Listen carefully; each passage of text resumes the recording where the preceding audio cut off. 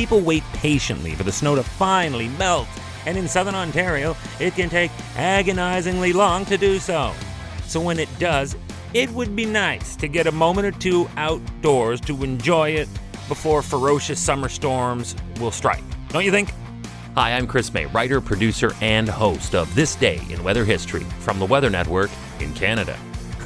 On Saturday, April 20th of 1996, the snow had barely melted in southern Ontario when, bam, 2 F3 tornadoes ripped through the region.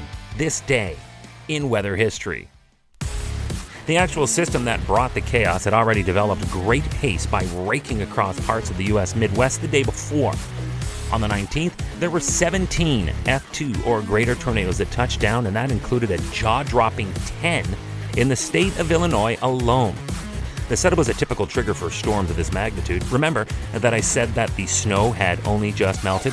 So that means that there was a lot of cold air in place. So when a cold front swept eastward into unusually warm and unstable air mass, it was fueled by a strong storm system moving through the northern states. And if that is happening, then it is also drawing on much colder air from Canada. The collision went boom. In the U.S., out of the 2 most significant tornadoes that day, both rated F3, it was impossible but fortunate that no lives were lost, leaving instead only 9 people who lived to tell how they got by with only minor injuries. I say impossible to believe because in this melee, there were many homes that were severely damaged. Then there was the Canadian side of the story. But first, remember that this day in weather history can be enjoyed a number of ways. Right now, you are listening to the full version of today's story on your favorite podcast provider, but there is also the daily podcast video short. They are shot right here in my podcast recording studio, so you get that perspective, and oftentimes they will include visuals from that day's event from when it happened in weather history. So after listening to the full story, go check out the podcast video short on television or online anytime at theweathernetwork.com/weather history. It was deja vu all over again for many areas that were terrorized by the outbreak of tornadoes that destroyed a lot of lives back on May 31st of 1985. Once again, back in the spotlight were the people of the Grand Valley area. The first tornado that touched down hit the ground running for a staggering 40-kilometer-long path southeast of Owen Sound. A second tornado then touched down further south and ripped for another 60-kilometer track from Arthur to just southwest of Barrie.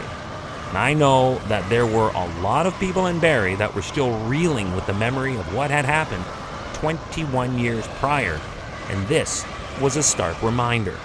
There was a third brief touchdown near Aurelia that was associated with the parent storm of the second tornado. Oh, it was on. But what happened for this to get so crazy? Ahead of the main cold front that I described in the first half of this story, there was a prefrontal trough line. But oftentimes, these are actually the most lethal. You see, they're based within the belly of the warm sectors, so are susceptible to the most intense updrafts, making for massive cloud build. This is quite indicative of a most unstable atmosphere and therefore potential for shear and therefore rotation. Well, true to form, this blew up into a supercell southwest of Williamsford in Grey County. And again, just like I explained, the potential for dangerous weather to evolve indeed did, when a funnel cloud touched down about 5 kilometers, just barely over 3 miles southwest of Williamsford. But the worst was still yet to come. Here they got away with luckily only sporadic tree damage that took place at this point. As the tornado neared the town of Walters Falls, it became more compact, but it did not weaken. This is when it moved east of Walters Falls. The tornado then became very strange in appearance as the funnel cloud split into 2 separate vortices. Now that had to cause a stir. A debris cloud persisted under both of these funnels as they rotated around each other. This is horrifying. The tornado then rolled over the town of Blantyre as an F2, damaging homes. The parent storm then moved out over the cold waters of Georgian Bay, and although it did produce another brief touchdown southwest of Aurelia, all severe weather died down after sunset. It did go on to varying degrees of intensity through Wellington and Dufferin counties, and according to climatologists, the Canadian occurrence of these were rare for how early in the season it was. As a matter of fact, it was postulated that never before had such intense and long track tornadoes happen ever this early in the season in Canada. Well, at least the way they did this day in weather history. Tomorrow is April 21st, and I finally have looped back around in this podcast year to get back to baseball weather stories. Yay! They play the longest season and the most games of all major sports on Earth, and they play them all typically outdoors, so you know that active weather is always a threat. But even at that, it was still rare for 3 games in a row to be called off for the Los Angeles Dodgers. After all, they play in a desert. So we'll look at that tomorrow, right here on This Day in Weather History, with me, your host, Chris May.